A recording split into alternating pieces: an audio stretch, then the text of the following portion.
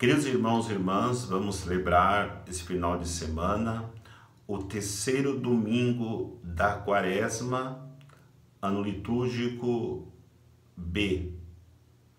Os textos que são propostos para reflexão nesse final de semana, como primeira leitura temos o livro do Êxodo, capítulo 20, versículos de 1 a 17. O salmo para reflexão é o Salmo 18, como segunda leitura, 1 Coríntios capítulo 1, versículos de 22 a 25. O Evangelho é o de São João, capítulo 2, versículos de 13 a 25. Nós temos três grandes realidades para refletirmos na liturgia de hoje, cada uma apresentada em cada leitura. A primeira leitura fala dos mandamentos. Os mandamentos é uma grande fonte de reflexão. A segunda leitura fala da fé, que é outra grande fonte de reflexão. E o Evangelho fala da purificação. Não tem como buscarmos a conversão de vida, senão pela purificação do templo de Deus, que somos cada um de nós. Então, começando a nossa reflexão pelos mandamentos, que estão presentes na primeira leitura de hoje, nós temos que entender que os mandamentos não são só para o povo de Deus. Aliás, no próprio tempo onde os mandamentos foram dados para o povo de Deus através de Moisés, já havia muitos povos que tinham mandamentos, que tinham leis semelhantes. E isso acontecia porque, na verdade, os mandamentos são leis naturais, onde todo ser humano já nasce com essas leis gravadas em seu coração. Porque não matar, não roubar, não cobiçar as coisas dos outros, honrar pai e mãe e também amar Deus sobre todas as coisas, isso deve ser para todos os homens, para todo ser humano. São leis naturais, que nós já nascemos com ela. Mas existe nesses mandamentos algo que difere o cristão, o homem de Deus, dos pagãos, até dos ateus, que também recebem essas leis naturais. Quando no Antigo Testamento os outros povos recebiam estas leis, elas começavam assim: se alguém violar esta lei, será castigado com um ou outro castigo. Agora, para o povo de Deus, era diferente, porque os mandamentos começavam assim: tu vivas estas leis para que possas ganhar a vida. A diferença está, se alguém e tu. Alguém é impessoal. Tu é pessoal. Deus fala diretamente com o seu povo. Deus fala diretamente conosco para dar os mandamentos. E não é com ameaça, muito pelo contrário. Ele fala com amor e um amor profundo para nós e por nós, né? Então, Deus demonstra para nós que os seus mandamentos é para nossa salvação. E na verdade, aí temos a segunda reflexão que difere os mandamentos vividos pelaquele que pertence a Deus daqueles que receberam o mandamento naturalmente, como os pagãos e os ateus. Porque fala bem assim quando Deus apresenta para o povo os mandamentos através de Moisés. Vai dizer: eu sou o Senhor teu Deus que te tirou do Egito, o teu libertador. Se Deus é o libertador, é claro que ele não deu os mandamentos para oprimir, para tirar a liberdade do povo. Muito pelo contrário. Ele deu os mandamentos para que se tornasse como placas na estrada, o caminho que irá direcionar o povo à vida.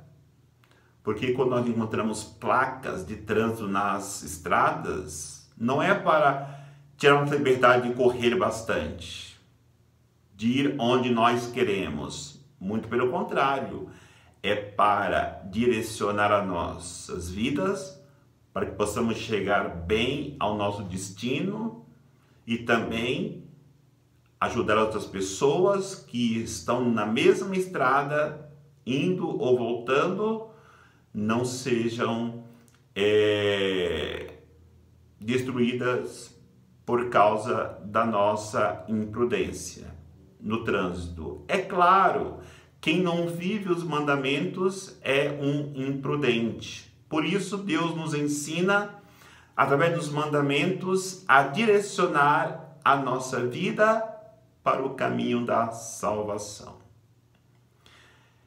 A segunda reflexão que eu quero fazer é da segunda leitura, quando São Paulo diz que os judeus procuram milagres. É importante nós não vivermos a nossa fé atrás de milagres. Precisamos amadurecer a nossa fé. Como nós sabemos, os judeus, eles se encantaram com o milagre da multiplicação dos pães. Eles se encantaram com o milagre da ressurreição de Lázaro, do filho da viúva de Naim. Então nós temos que termos claro que nós não devemos acreditar no milagre, mas sim acreditar no Senhor do milagre. Porque é preciso fazer experiência de fé, acreditando em Jesus Cristo. E os milagres que ele fazia e faz hoje, não é para nós pararmos neles, mas nos convertemos com um coração cheio de fé a um Deus que nos ama, que age no nosso meio para que nós, vendo os seus prodígios, seus milagres, possamos mudar de vida e nos convertermos. Como também Paulo fala dos gregos, que querem conhecer Jesus pela sabedoria, pela razão, quer ter um encontro com Deus pela razão. Não.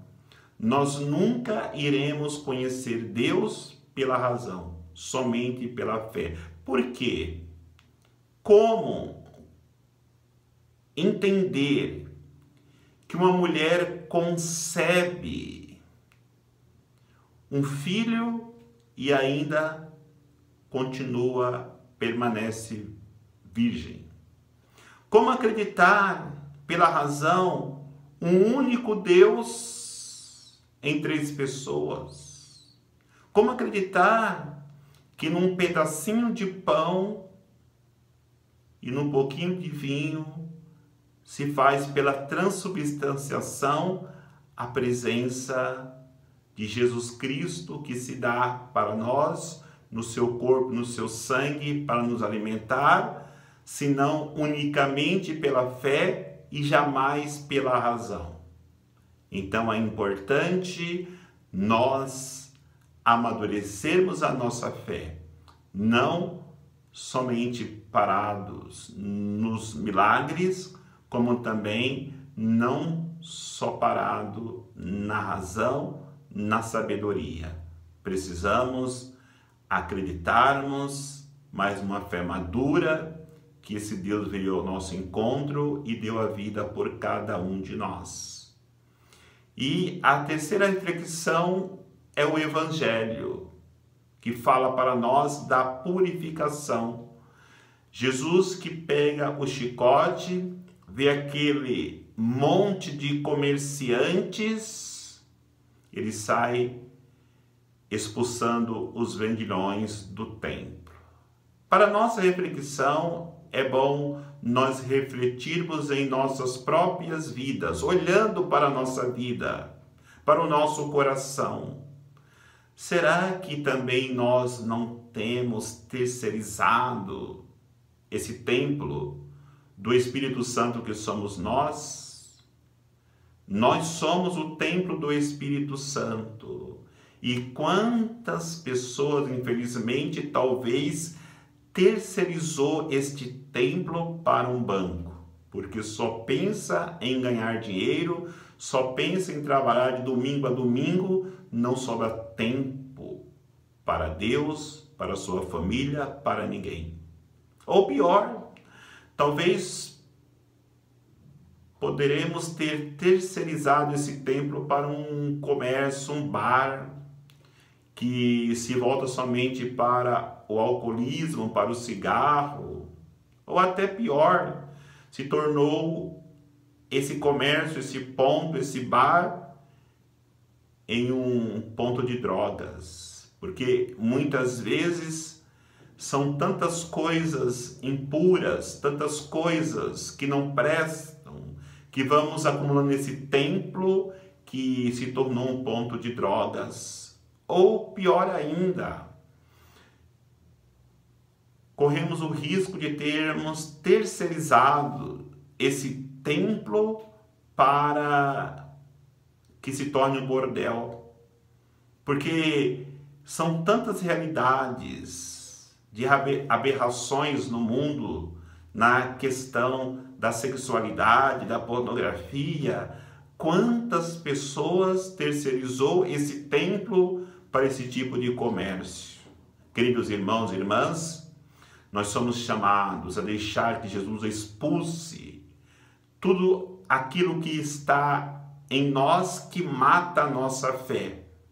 Talvez as chicotadas doem, mas se nós nos libertarmos dessa terceirização do nosso templo a tanto tipo de comércio que não nos conduz a uma experiência de Deus, valerá a pena cada chicotada que recebermos para que possamos novamente tomar para nós esse templo que não deveria ser terceirizado, mas muito pelo contrário, darmos para Jesus habitar no nosso coração. Por isso é importante nós pedirmos, nesse terceiro domingo da Quaresma, a graça de vivermos os mandamentos na sua totalidade. Mesmo que seja difícil, as nossas penitências, as nossas orações, as práticas da caridade nos darão forças para isso.